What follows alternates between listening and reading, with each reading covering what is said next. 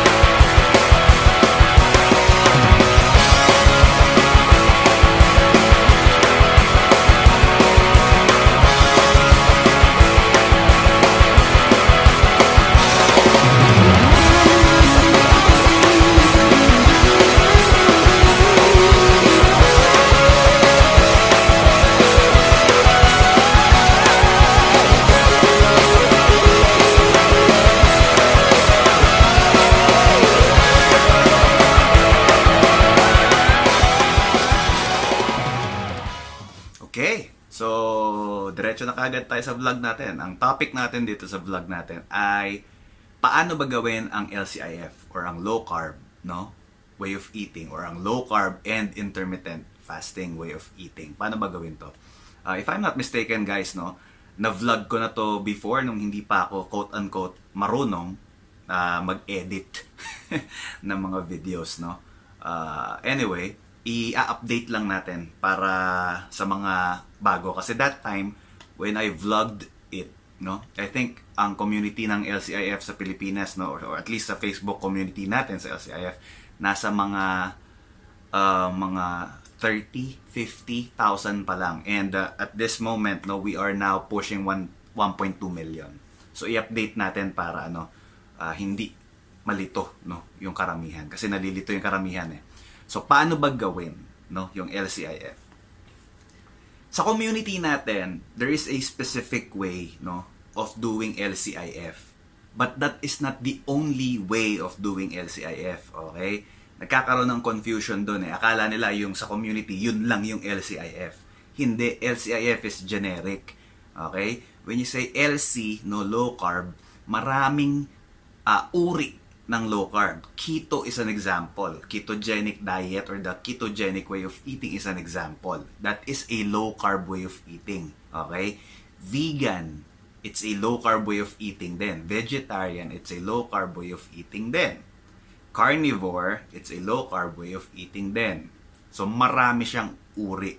Ang pinag-uusapan lang for me para sumimple, binababa mo lang yung carbs mo. Dalawang uri kasi yan eh. Either binababa mo yung carbs mo in terms of quantity or binababa mo yung carbs mo in terms of quality. Pag quantity, it doesn't really matter whether high carb yung pagkain mo so long as binababa mo.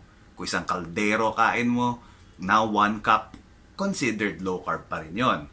Something that we don't recommend, no, sa community natin, but it is still considered as low carb.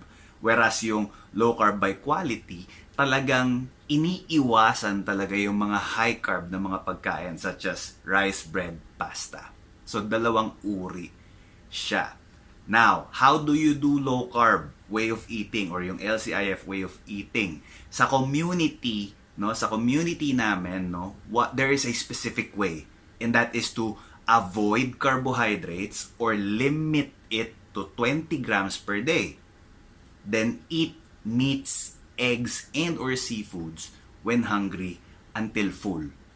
Yun lang. Ganun lang kasimple sa community namin. So, ibig sabihin, hindi pwedeng sumobra sa 20 grams ang carbohydrates mo. Hindi ka pwedeng kumain ng mga high carb na mga pagkain dahil lang pwede lang kainin as per our recommendation or my recommendation is that meat, eggs, seafood. Kailan kakain? Kapag gutom na, when hungry. Gaano karami? Until full. Ganon lang kasimple. Di ba? Ganon sa community namin. Of course, yung meat, egg, seafood, napansin nyo, meron 20 grams na nakalagay doon na maximum. Yung 20 grams na yon, nasa sa inyo na kung saan nyo gagamitin yung 20 grams na yon. As much as possible, 0 is better. But if you're going to do or consume 20 grams of carbs, nasa sa inyo na yon. So, low carb by quantity ka ba o low carb by quality ka ba? Yung sinasabi ko kanina. Quantity or quality? Quantity, may high carb pa rin. Doon sa sinabi ko na recommendation, pwedeng may half cup of rice ka. If you are doing the low carb by quantity na konsepto. So, dun sa sinabi ko, pwedeng meat, egg, seafood, then meron ka rice. Half cup. So, around 20 something yon. So, less than a half cup. So, ganon. Pwede rin naman na yung ingredients and sauces na gagamitin mo doon sa meat, egg, seafood, pwedeng nandun yung 20. Pwedeng magmimenudo ka pala. Magpo-pork menudo ka pala, for example, and then gagamitan mo ng tomato sauce or whatever. Then, yung ingredients na yun, yung sauces na yun, would be around 20 grams. Okay? So, pwedeng ganon. So, ano rin yun? Low carb by quantity din yun. Kasi high carb din yung yung tomato sauce eh. Gets nyo? Pwede namang, tulad nung ginagawa namin, no? Meat, egg, seafood, coconut oil, and then salt and pepper lang. So, basically, 0. Tapos zero carb soft drinks kami. 0 pa rin. So, meron pa rin yung 20 grams na nire-recommend namin. So, saan mo kukunin or saan mo pwedeng gamitin if gagamitin mo man yun, no? If gusto mong gamitin. Remember, it's not a need. If gusto mong gamitin, saan mo magagamit? Pwedeng low carb goodies. Diba? Pwedeng low carb goodies para considered quote-unquote low carb by quality pa rin. Bakit? Yung low carb goodies kasi, they are made from low carb ingredients. Yung totoong low carb. Not just by quantity, but by quality. Pwedeng doon.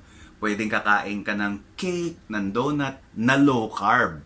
Okay, na low carb. Made from almond flour, used approved sweeteners, etc. Walang high carb na ginamit. So, it's low carb. So, ang isang donut, for example, is about 2 grams per carbohydrates. Pasok na pasok sa 20. So, ganun.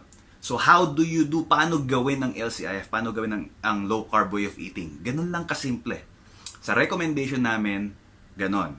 Okay? Now, sa labas ng community, pwede naman na low carb by quantity lang na, hindi kakain pa rin ako ng half cup of rice. O kakain pa rin ako ng isang rice. That's considered low carb. Kakain pa rin ako ng isang apple. That's considered low. Never mind my position doon sa high carb yung rice, high carb yung apple, high carb yung mango, etc. Never mind my position doon.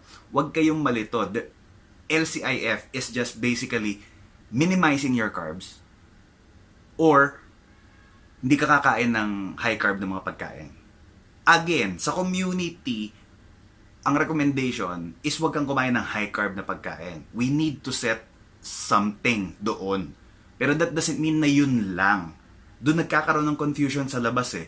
Ay hindi, yung LCIF ganito eh. Yun yung LCIF recommendation ko sa community. Okay? Pero sa labas ng community,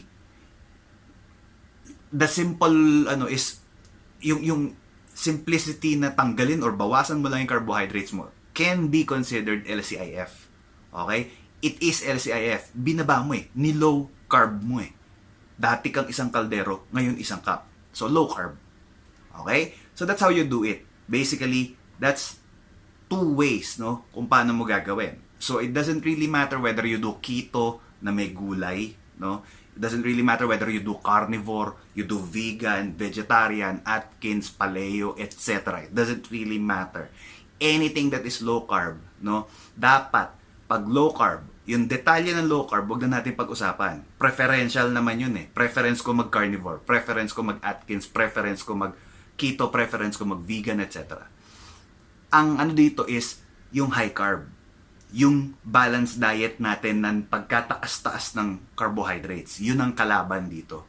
So for as long as binaba mo yung carbohydrates mo, generally speaking, it should be okay.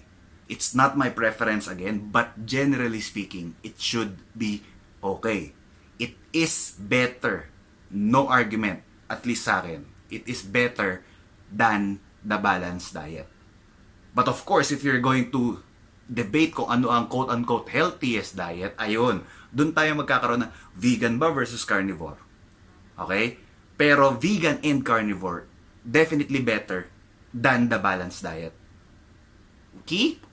So that's how you do LCIF. Again, dalawang sa community, may recommendation kami. Sa labas ng community, yung sinabi ko. I hope I was clear this time. Okay? With the explanation. Okay? So that's how you do LCIF.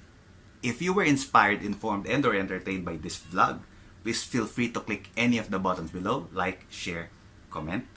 And then if you have any questions, I'll try to answer it. Just post it sa comment section. I'll try to answer it, especially via vlogs. Okay? And if you're not yet a subscriber of our YouTube channel, please feel free to subscribe by clicking the subscribe button below and then the bell button afterwards.